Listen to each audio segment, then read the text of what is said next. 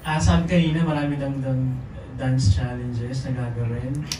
Paano ka nag-prepare? Considering na sex bomb dancer sa makasama mo. Nagkaroon ako ng stretching every morning. Akala mo tumulong-ulong ito dyan. Talagang focus talaga. Grabe yung gumawa kami ng commercial, hindi talaga basta-basta ang kabak ko. Parang ngayon na ulit ako inatake ng anxiety.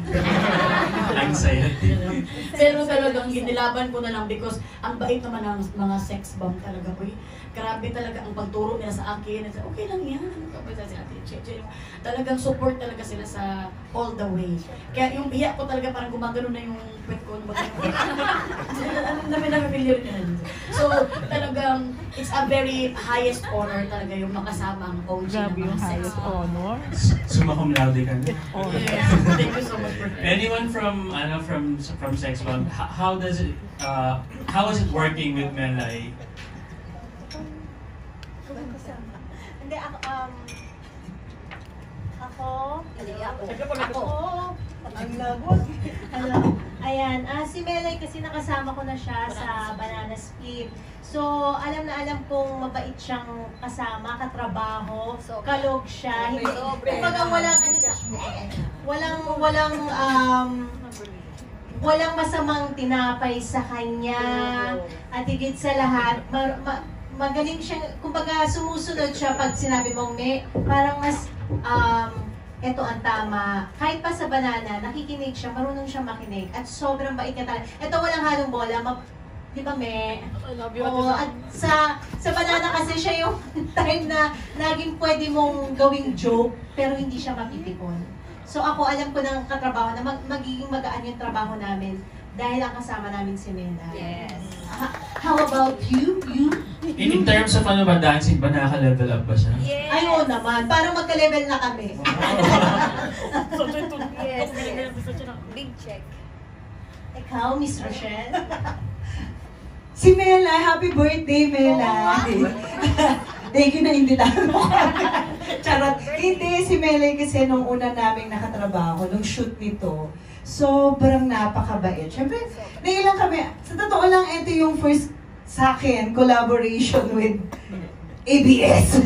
So, from GMA, ABS, bahay to bahay, first time. At sinabi ko sa kanya na lagi ako nanonood ng PBB Collab. At aminado naman ako. And kung paano niya kami pinakisamahan, kung paano siya, ang bilis niyang makisama sa amin. Nagpapatawa siya, pinapagaang niya yung kahit nakakapagod. Hindi kasi madali yung shoot and everything eh. Kasi shoot namin siya sa kalsada, di ba, mainit, tas naghahabol kami kasi baka umulan kasi rainy season na, etc. etc.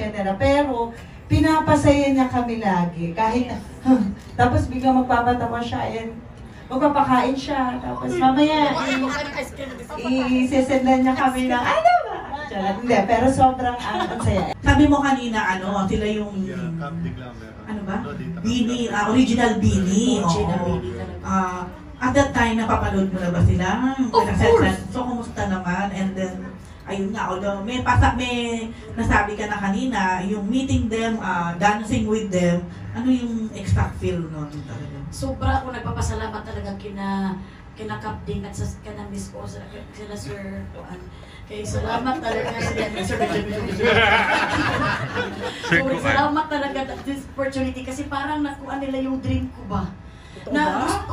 Because sobra ko talaga gustong sumayo, pero sobra naman akong hiya na makasama naman sila dito. Tapos nung sayo namin, nasa gitna pa ako, sabi ko, nagsuri talaga pa sa warin niyo ako talaga, hindi ako may gusto na sa gitna ako. Sabi ko, huwag kang kanyan, gumano sila ko. Kasi yung parang ako nangingimay sa hiya sa kanila, kasi nga, grabe OG talaga sila. Siyempre, bakit papa? Ay, pinangin mo, diba na?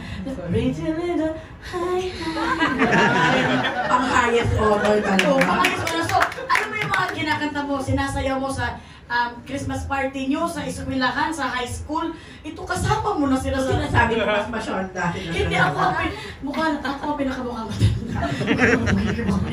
Hindi, baka na, sobra ako nahappy na nakasama ko sila sa isa. Siyempre sa Ate Sunshine, nakasama ko, honor na ako nun eh. Ano pa sila lahat nakasama ko? And sobrang bait, wala ka talagang masabi kundi, kaya pala ang tagal na nila sa show business. And for now, I'm signing off.